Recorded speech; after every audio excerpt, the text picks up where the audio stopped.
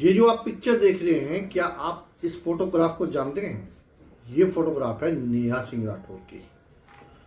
क्यों मैं इसका चर्चा कर रहा हूं? क्योंकि हजरतगंज पुलिस अब इस नेहा सिंह राठौर को ढूंढती फिर रही है। कहा जा रहा है कि यूपी की पुलिस ने 2 टीमें बनाई है और इनको जो है वो ढूंढा जा रहा है। क्यों ढूंढा जा रहा है? 22 अप्रैल 2025 को एक आतंकवादी हमला भारतवर्ष पे होता है और पहलगाम जैसा ये हमला होता है।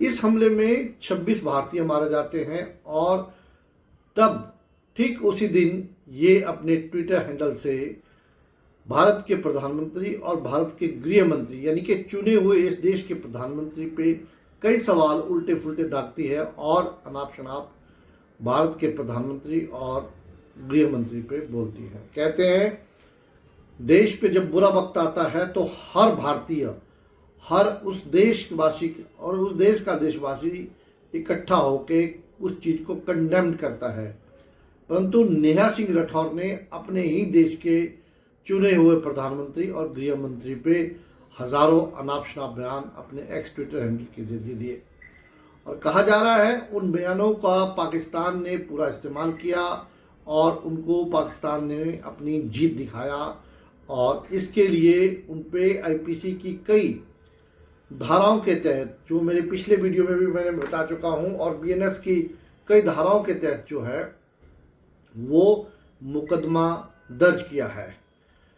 उस एफआईआर को क्वैश करने के लिए पहले नेहा सिंह राठौर ने इलाहाबाद हाईकोर्ट का दरवाजा खटखटाया। इलाहाबाद हाईकोर्ट ने कहा था कि आप जाइए और आप इन्वेस्टिगेशन ज्वाइन कीजिए, परंतु उसके बाद जब उस एफआईआर को, उस ऑर्डर को उन्होंने सुप्रीम कोर्ट में चैलेंज किया और देश के बड़े वकील यानी कि श्री कपिल सिब्बल साहब को उन्होंने अपने लिए सुप्रीम कोर्ट के सामने पेश करवाया, तो उसमें सुप्रीम कोर्ट की एक खंडपीठ ने कहा कि ये मुकदमा सही है, गलत है, ये ऐसे मुकदमे क्वैश, ऐसी एफआईआर जो है वो क्वैश नहीं होती है, क्योंकि ये बात देश की अस्मिता का है, देश का सवाल है। और इन्वेस्टिगेशन को ज्वाइन कीजिए और यदि आपके खिलाफ मुकदमा नहीं बनता है तब भी ये कोर्ट खुला है, आप उसके बाद आइए इन्वेस्टिगेशन ज्वाइन कीजिए। फिर उसके बाद जो है वो नेहा सिंह राठौर उस आदेश के बावजूद भी वो अब इन्वेस्टिगेशन ज्वाइन नहीं कर रही है। कहते हैं कि इसमें कोई इंस्पेक्टर हैं और वो जिनकी अध्यक्षता में 2 टीमें बनाई गई है और ये हजरतगंज थाने की पुलिस है जो लगातार नेहा सिंह राठौर को उत्तर प्रदेश में ढूंढ रही है। इसमें प्रश्न ये आता है, जब क्वैशिंग में जाती है नेहा सिंह राठौर, क्वैशिंग फाइल करना चाहती है एफआईआर का, या क्वैशिंग क्या होती है? क्वैशिंग होती है कि जब आपके पास आपके खिलाफ एक कंप्लेनेंट अभय सिंह प्रताप ये एफआईआर दर्ज करवाता है और कहता है ये देशद्रोही नेहा सिंह राठौर इस वक्त भी जो है वो देश के प्रति अगर इस तरह की कार्य कर रही है तो इसको जेल के अंदर होना चाहिए।